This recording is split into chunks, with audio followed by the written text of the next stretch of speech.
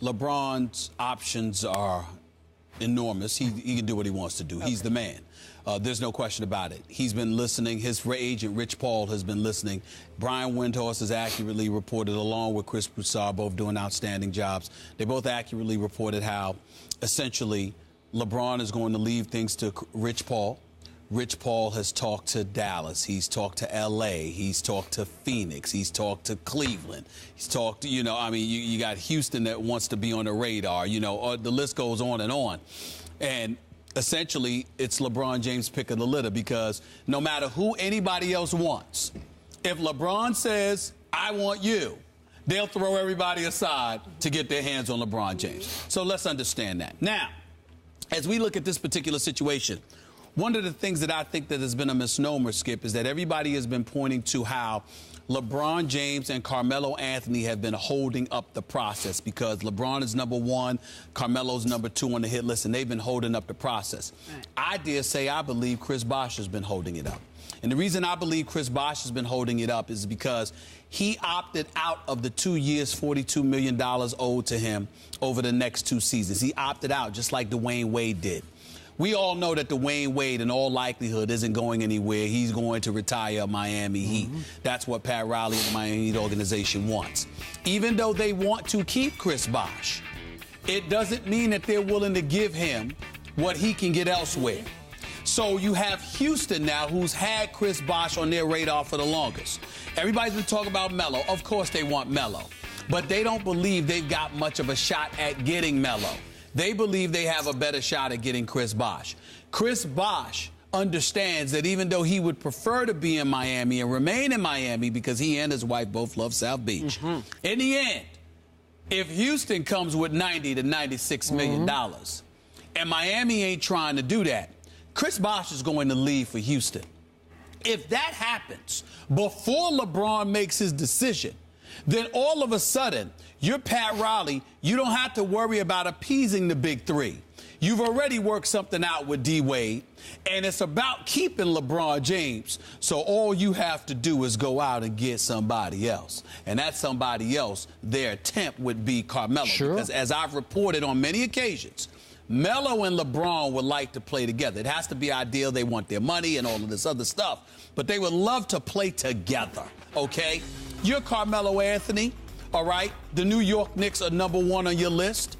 At the same time, the Lakers were incredibly impressive because they appealed not just to Carmelo, but to Lala Anthony because of her Hollywood aspirations. Got the director Joel Silver, a season ticket holder, along with Tobey Maguire doing the voiceover. It was incredibly special, and the Lakers have their act together in terms of their presentation. They've wowed Rich Paul with LeBron James. They've wowed Carmelo Anthony and his camp with Bay Frazier and all of those boys. It's impressive. But in the end, what it comes down to is this. To me, Chris Bosh is the X factor, because if Chris Bosh elects to stay and the health of Dwayne Wade is still questionable, there's but so much Pat Riley can do, because he already lost out on Martin Gortat, lost out on Kyle Lowry. You were hoping to get one of those guys. They re-signed with their respective teams in Washington and Toronto. So what can you do? In the end, you haven't been doing much, which elevates the possibilities of LeBron James ultimately leaving. But if Chris Bosh were to leave, and then you talk about adding Melo, now that changes things in my estimation. Chris Bosh has always been the third wheel. In the last 3 games of this past NBA Finals, wouldn't you say Chris came up pretty small by Chris's standards? Yes, he did. He disappeared completely in those 3 games. Yes, he did. Who's to say that Pat Riley's way out of this mess, the quickest fix, is to quietly make it clear to Chris Bosh, you know, Chris, you should go get the money while the money is good. And if I'm Chris Bosh, I'm thinking along these same lines, because if I have a chance at age, what's Chris? He's 30, just turned 30, okay? Let's say Chris Bosh is thinking, I got my 2 rings, courtesy of, and I contributed some on my part, but courtesy of LeBron and Dwayne Wade. I got my 2. I'm 30. I can go back to my home state in which there are no income taxes. I can go to Houston, who is obviously not a favorite, but a contender in the West. And if I join, he would help them immensely to join Dwight and Harden. I assume Chandler Parsons will still be there. I don't know that for a fact. We don't know that yet. Cleveland and Dallas are coming after Chandler Parsons in the event they can't get so one of them why key wouldn't guys. Chris see the handwriting on today's wall and say, wait a second, I'm out. I'm not chasing Michael Jordan here. I don't need 5 or 6 rings. I got my 2. Why wouldn't he get that 4-year, $96 million max? He could get that from the Rockets right now. From the Rockets. Okay, at age 30, that's pretty good money. Yeah. 4 years, $96 million. Well, and again, does Chris want to play more than 4 more years? I doubt it. Yes, he does. You think he's so? only 30. He definitely I don't wants know. to play. I don't know. He's made noise about not wanting to play that much longer. He definitely wants to play past the age of 34. All right. I would say that. But the other thing, well, you're absolutely right on the money, because that's what I'm trying to say. Okay. The Miami Heat are not going to announce that they don't really want Chris Bosh back. Chris Bosh is a good player. And it's not that they don't want him. He's just not the priority.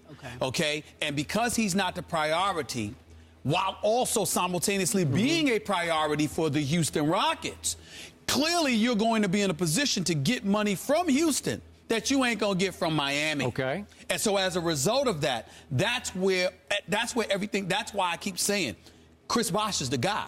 Because everybody's talking about LeBron or Melo. But if Chris Bosh makes a move before LeBron makes his decision, then it changes everything. Sure. It changes everything. And that's why the timing, that's why everybody, all right, so what? LeBron's meet with Pat Riley. Well, LeBron and his meetings are an incredibly big deal because the timing of his decision is going to dictate so much. If he waits and Chris Bosh doesn't, it changes everything for the better for Miami. But if you have to make a decision today if you're LeBron James, that's to the disadvantage of the Miami Heat.